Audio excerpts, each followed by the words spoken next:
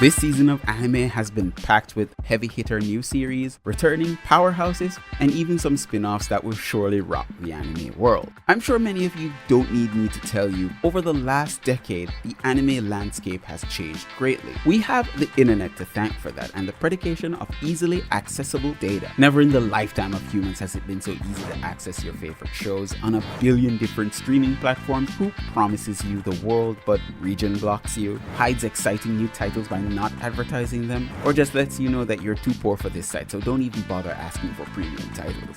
But with this newfound power of ours, we find ourselves being closer to our favorite artists, directors, and composers, most of which are from Japan, no less. And for years we've known that the US has tried to get a foothold into the nearly $1 trillion industry of hand-drawn animation. Meanwhile, Japan has a stronghold on the neck of the industry, so you might as well just declare them the clear winner, right?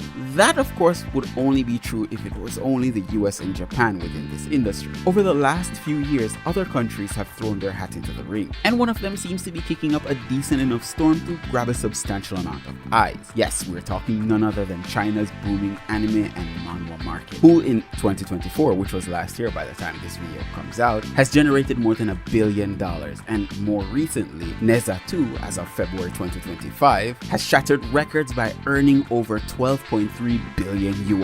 That's approximately 1.72 billion US dollars if you're counting. This became the highest grossing anime film worldwide, surpassing even Hollywood giants like Disney's Inside Out 2. Directed by Yang Yu, also known by his pseudonym as Jaiozzi, the unprecedented financial success of Ne Zha 2 signals a shift in the global animation landscape.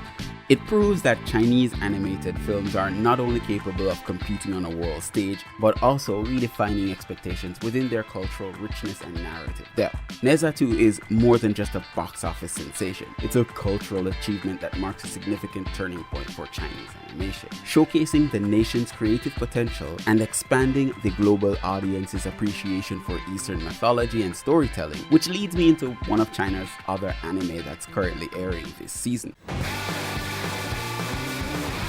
Super Cube. It released a little earlier than the spring season started, with 3 banger first episodes. It's a type of anime that blends science fiction with heartwarming school life drama, and it released on iQIYI. That's the Chinese version of like Netflix. Now, just based on the first 3 episodes, the show has quickly gained a following because of its unique spin, intriguing characters, and visually stunning animation. Just to give a quick rundown on the story, it follows Wang Zhangzhu. He's an ordinary high school student who has a crush on this girl. She kind of has a little stalker who doesn't appreciate Zhangzhu crushing on his girl, so he beats the crap out of him and now he falls into a river. But little did he know that his mundane life was about to be turned upside down. He encounters a mysterious super cube, a powerful artifact from a high-dimensional cosmic civilization or something. This cube grants him extraordinary powers, elevating him beyond the constraints of a normal human existence and thrusting him into a world filled with new opportunities, dangers, and new responsibilities, of course. At the heart of Super Cube lies the transformation of Zhangzhu from an ordinary teenager into a brave, intelligent young hero.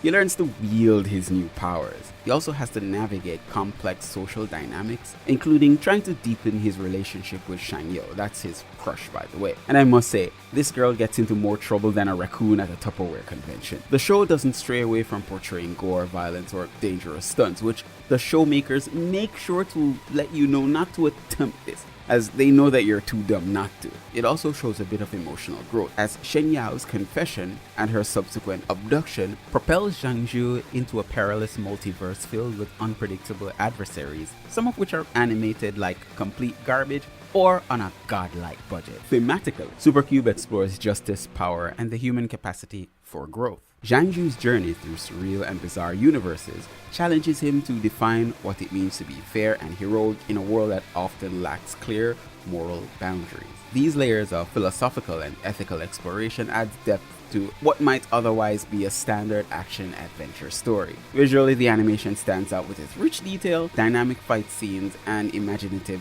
world building. The aesthetics complement the narrative's scale. Super Cube offers more than just flashy animation and sci-fi spectacles. It's a story about growth, love, and the choices that define who we become. With its compelling narrative and high-quality animation, it marks a significant contribution into the modern Donghua. That's what Chinese anime is called, if you didn't know.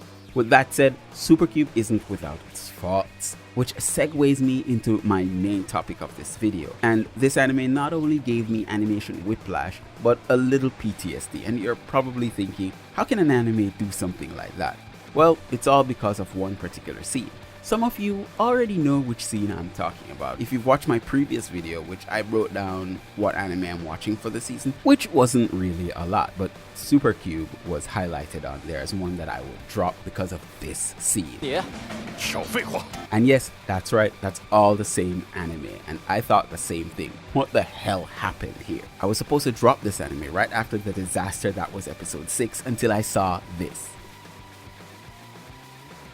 And I thought the same thing again. What could have happened to cause this? And how can you give us 10% in one episode and then 110% within the next? I mean, I should have kind of expected this due to the first 3 episodes being of such great quality and epic animation, and then the rest of the season being less than mid. And even though episode 6 delivered some of the best animation since the first initial episodes, I can't help but feel that something may be off, something's wrong. I mean, look at it, it's visually appealing and scratches that Sakuga itch that I've been having ever since seeing the trailer for this. And sidetracking a bit, the trailer mainly showcased scenes from episode 1, 3, and then 7. 80% of the trailer in fact showcased these episodes only, which tells me they already knew the rest of the season would be dog shit. At any rate, episode 7, though a masterpiece fight, felt like it came out of nowhere. And sure, the cube explained why it took so long for an upgrade to come. But at the same time, coming off the most mid shit you've ever seen, it's a slap right in the face. And on top of that, again, this doesn't really feel like the same anime.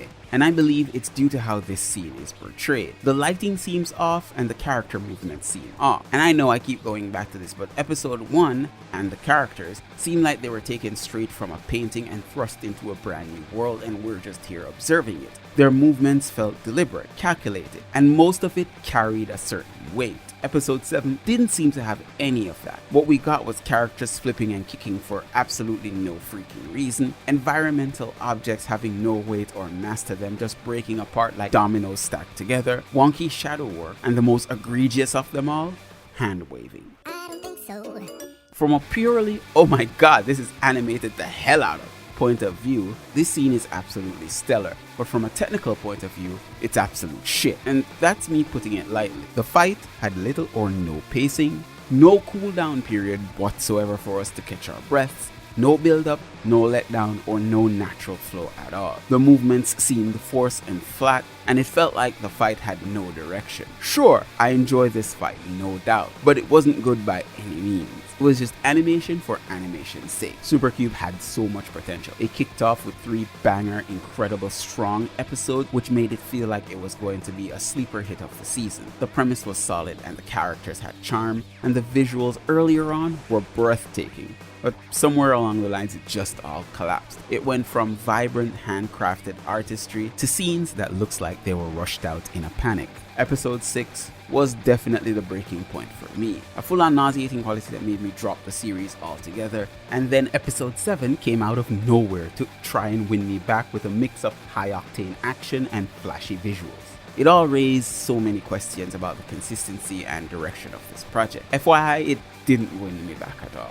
How do you go from painted perfection to low-budget chaos? Again, without even an attempt to smooth out the transition. The answer might be in production issues, rushed timelines, misallocations of budgets, and stuff like that. But regardless, the viewer, us, we end up paying the price. It's disappointing to see something with such a strong foundation wobble and fall before it could truly shine. Still, I'm not just here to bash it. There was some effort put into there. There was some ideas, and maybe this failure can be a stepping stone for something even better. And that's where To Be Hero X comes in. This is the shining example of an anime that's sharing the same space as Supercube, not stumble and fall. It's blown up in popularity, and for good reason. To Be Hero X knows what it wants to be and executes it nearly flawlessly. No major animation whiplash here. No bizarre dips in quality, and everything just elevates the genre. I truly hope the directors and animators of Supercube can look at this and learn.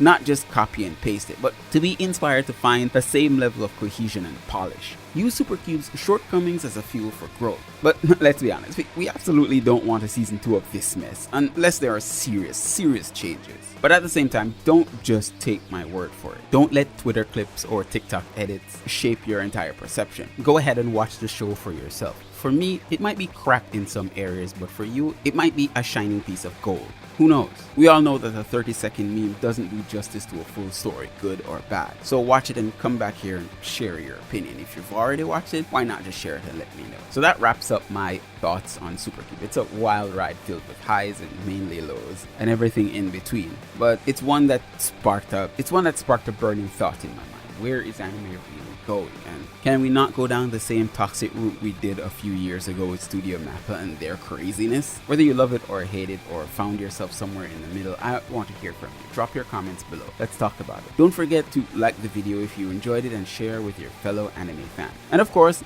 subscribe for more breakdowns, outtakes, and reviews, just like this one. I've been your host, Kyle. Peace out. Stay safe out there, V Nation. Bye.